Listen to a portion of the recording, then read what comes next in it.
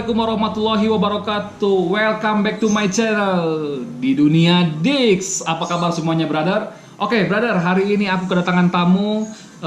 Dia adalah keponakan saya. Dia sekarang lagi liburan di rumah saya karena liburnya 2 minggu. Oke, kita tanya-tanya ya. Siapakah ini? Oke, siapa namanya? Rula. Rula. Panggilannya? Rula. Ula ya. Namanya Rula, panggilannya Ula. Ula sekarang sekolahnya kelas berapa? Di mana? 9. Kelas 9. Di mana? MTS Ciputri. Oh, MTS Ciputri. Jadi Ula ini dia sekolahnya kelas 3 SMP ya kalau zaman kita, tapi kalau sekarang itu kelas 9. Dia sekolahnya di MTS Ciputri. MTS Ciputri itu apa ya? Pesantren, karena dia tinggalnya di asrama, bukannya di Dugdag ya, bolak-balik gitu kan. Pulang pergi tapi dia tinggalnya di asrama. Oke, Ula kenapa Ula ada di rumah? Harusnya kan hari ini atau kemarin itu ujian ya, ujian kelas 3 ya. Ujian apa namanya? Hah? UAM BN.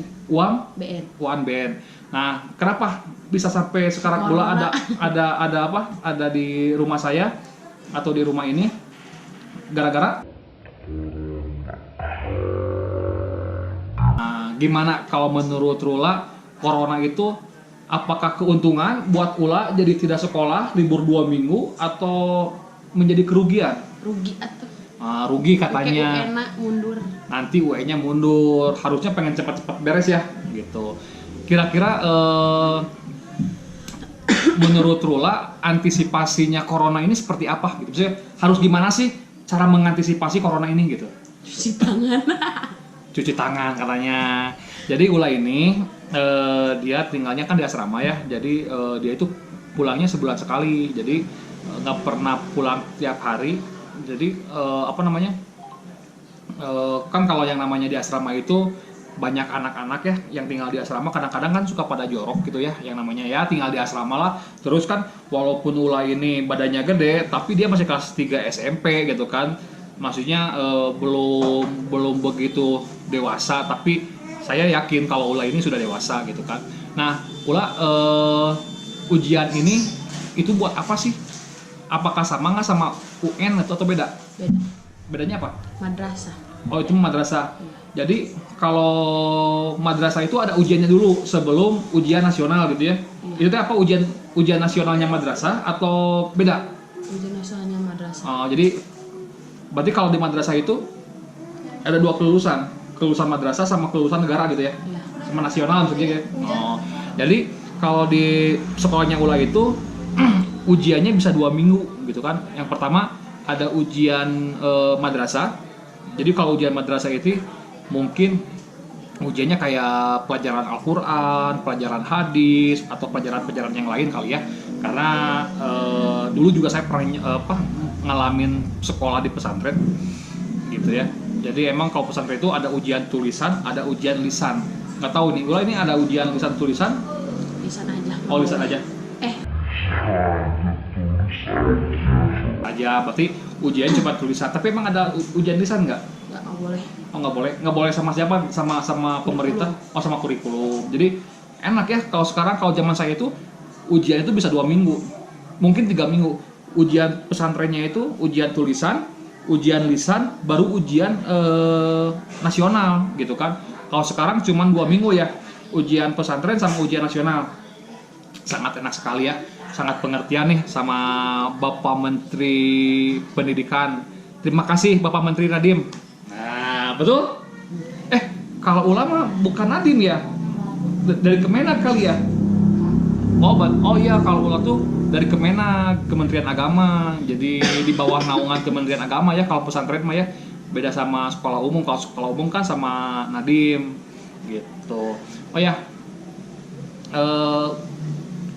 Ula cara apa maksudnya, bukan cara ini kan sekarang dirumahkan ya selama 2 minggu nih. Itu ada tugas atau apa dari sekolah? Ada. Banyak? Nggak terlalu banyak katanya. Tapi ada ya. Itu tugasnya tugas apa? Bahasa Arab, IPA, Kurdis, sama ada juga lagi. Oke, sekarang kita tanya tentang sekolahnya. Gimana sih kesannya atau pengalaman atau merasakan sekolah di pesantren gitu kan? Kan kalau sekolah di pesantren itu kan nggak umum ya, maksudnya kan kalau sekolah di sekolah umum itu berangkat pagi, pulang siang atau sore gitu kan. Kalau misalkan yang full day mungkin sore. Nah, kalau Rula ini di pesantren seperti apa sih sekolahnya gitu kan? Apa dari pagi sampai pagi, dari pagi sampai malam atau gimana? Dari subuh, bangun subuh Subuh jam berapa bangunnya? jam 4 Jam 4 sore. Jam 4 subuh. Salah. Jam 4 subuh. Langsung mandi, terus sarapan. sholat enggak? Ya kan sholat. Oh, sholat. Sarapan. Sarapan. Kegiatan sehari-hari ya. Jadi bangun jam 4, sholat, mandi, sholat, sarapan, terus Siap-siap ke kelas. ke kelas. Nah, kalau Rula ini di pesantren ada berapa mata pelajaran sih yang diajarkan dari pesantren gitu? Apakah sama seperti di umum 12, 13 atau emang lebih banyak? Banyak. Total berapa?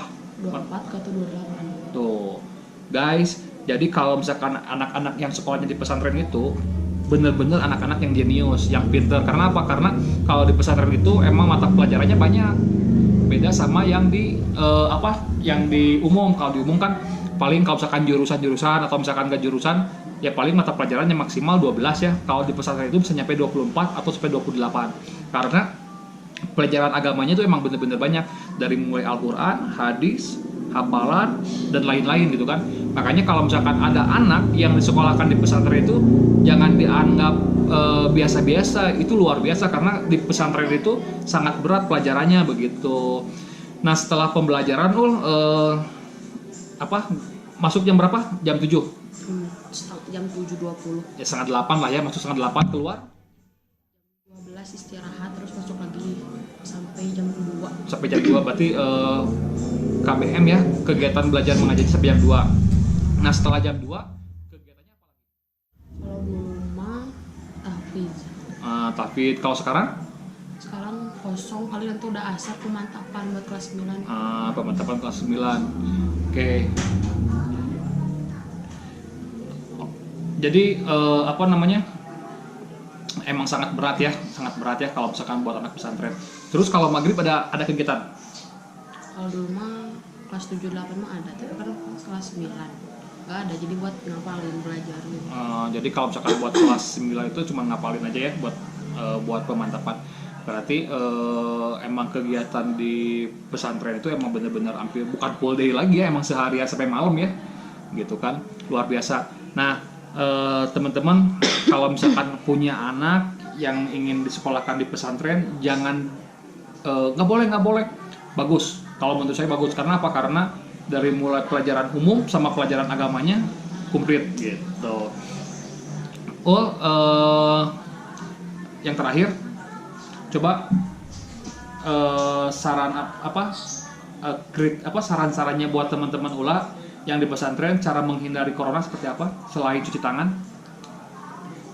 Ngebersihin sekitar kayak ngebersihin meja gitu, bersih pokoknya mah. Bersih ya. Jangan main sama kucing, unta sama hewan-hewan lain. Unta, emang di sini ada unta? Enggak bisa ya, kita atau beri. Jadi maksudnya kalau menurut Ula itu sarannya itu jaga kebersihan, terus jangan lupa cuci tangan, pakai antiseptik ya. Nah, ini harus pakai yang beginian. Ini saya nggak di endorse ya, cuma maksudnya gini, kalau misalkan kalau misalkan buat antiseptiknya gitu kan ya, harus pakai yang beginian. Ini saya kemarin sih keliling-keliling di Bandung buat beli sanitizer antibiotik lah, antiseptik, maksudnya antiseptik, sampai habis di mana-mana. Pokoknya nggak ada. Cuma kemarin saya dapatnya cuma all in one aloe vera. Saya nggak akan sebutkan mereknya ya, karena saya nggak di endorse sama merek ini. Oke, coba nih, pakai yang beginian. Kita pakai yang beginian ya. Ini maksudnya kita buat mengantisipasi ya, biar kuman-kuman, bagus lah maksudnya. Tuh kan, wangi. Nah ini cara antisipasinya. Terus kan kalau misalkan kita mah apa namanya, kalau kita tuh suka sholat ya. Jadi kan kalau sholat tuh pasti setiap waktunya wudu.